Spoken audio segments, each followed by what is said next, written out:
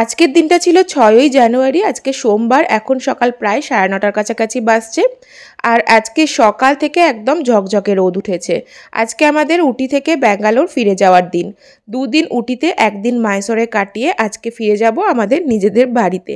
আর তার আগে চোখ ভরে দেখে নিচ্ছিলাম এই চা বাগান, পাহাড়ের সুন্দর দৃশ্যগুলো। আবার কবে পাহাড়ের ডাক আসবে আর কবে আবার এরকম পাহাড়ে যাব তা তো জানি না। তবে পাহাড় থেকে চলে যাওয়ার সময় পাহাড়ের জন্য মনটা বড্ড টানে। পাহাড়ের যেন একটা আলাদাই টান আছে। আর এই হোমস্টেটার সমস্ত ব্যবস্থা, সমস্ত স্টাফদের ব্যবহার, সমস্ত কিছু ছিল অতুলনীয়। উটিতে যদি আবার আসি তবে হয়তোবা আমরা এখানেই থাকার চেষ্টা করব। কারণ এইখানে থাকলে পাহাড়ের যে সৌন্দর্য সেটাও যেমন উপভোগ করা যায়, আর তার সাথে সাথে সমস্ত ফ্যাসিলিটিস আছে। খাবার দাবারের ভীষণ ভালো কোয়ালিটি। বাচ্চা নিয়ে আসলে তো কোনো চিন্তাই নেই, খাবার দাবারই হোক। তো সেই জন্য আমরা দ্বিতীয়বার আসলে তো এখানেই থাকার কথা চিন্তা করব। তার আগে হোমস্টেটাও সুন্দর করে ঘুরেও নিলাম, আর কিছু ফটো ভিডিও নিয়ে নিলাম। তা করতে করতে আমাদের দেখো একদম গরম গরম ব্রেকফাস্ট বানিয়ে দিয়েছে। আগের দিন রাত্রেবেলাতেই পরের দিন কি ব্রেকফাস্ট খাবো সেটা বলে রাখতে হয়, তাহলে তারা সকাল সকাল নিচে উটিতে নেমে সেই মতো বাজার করে সমস্ত কিছু রেডি করে রাখে। আমরা বলেছিলাম ভেজিটেবল স্যান্ডউইচ খাবো, আর তার সাথে গরম গরম ডিমের অমলেট আর কফি।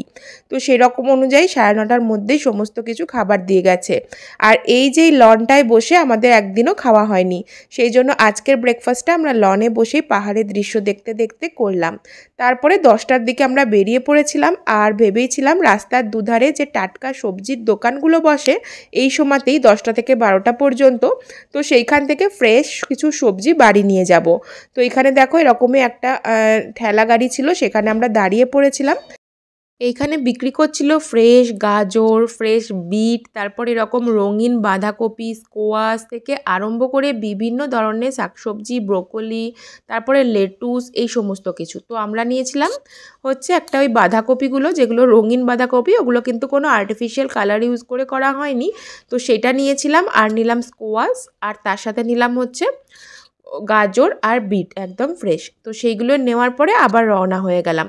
চারিদিকে পাহাড়ের সৌন্দর্য দেখতে দেখতে কখন যে নেমে গেছি বোঝাই যাচ্ছে না। আসলে পাহাড়ে উঠতে বেশি টাইম লাগে, তবে নামার সময় ভীষণ তাড়াতাড়ি নামে। কিন্তু উটির রাস্তা এত ঘোরানো, এত হেয়ারপিন সে বাঁকগুলো আছে যে নামার সময় কিন্তু সবারই একটু মাথা ঘোরা এগুলো হচ্ছিল। তবু আমরা 12টার মধ্যেই পাহাড় ছেড়ে নেমে পড়েছিলাম। তো ভেবেছিলাম যে জঙ্গলে ঢোকার আগে হয়তো বা লাঞ্চ করব, কিন্তু 12টার সময় কারোরই খিদে পায়নি। 10টার সময় সবাই ব্রেকফাস্ট করেছে। তোজোর জন্য তারা গরম গরম রুটি ডাল বানিয়ে দিয়েছিল, তোজো ব্রেকফাস্ট করেছিল। আর এদিকে আমরা জঙ্গলের রাস্তা পেরোনোর সময় দেখো এখানে সমস্ত গাড়িগুলো লাইন দিয়ে দাঁড়িয়ে গেছে, কারণ হরিণগুলো এখন রাস্তা পেরোচ্ছে। অপর্ণার বিশেষ করে ভীষণ ইচ্ছা ছিল যে এরকম যে হরিণ রাস্তা পেরোচ্ছে সেই জিনিসটা নিজের চোখে দেখার। তো দেখো আমরা দেখতেও পেয়ে গেছিলাম হরিণের এই সুন্দর রাস্তা পেরোনোর দৃশ্যগুলো, যেগুলো ইন্টারনেটে দেখলে ভীষণ ভাইরাল। বান্দিপুর জঙ্গলে, বান্দিপুর জঙ্গল পেরোতে পেরোতে আমাদের দুপুর 2টো হয়ে গেছিলো। বান্দিপুর জঙ্গল পেরিয়েই রাস্তার ধারের একটা রেস্টুরেন্টে তোজোকেও খাইয়ে নিলাম। আমরাও সবাই লাঞ্চ সেরে আমাদের ব্যাঙ্গালোর ফিরতে ফিরতে হয়ে গেছিলো 6টা। তারপরে কি করলাম সেটা শেয়ার করব পরের ব্লগে। এই ব্লগটা এখানেই শেষ করছি।